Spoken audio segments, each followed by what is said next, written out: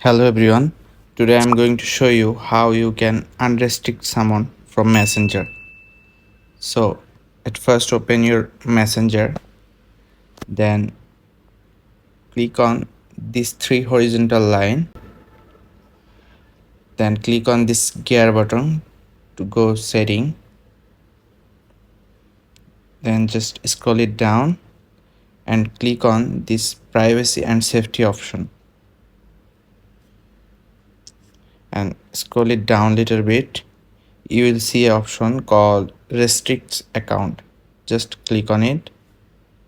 As you can see, I restrict this account, so I'll just click on its name. Then you will see an option called unrestrict. Just click on it. Yeah, as you can see, he is unrestrict now. So this is how you can unrestrict someone from Messenger. Thanks for watching.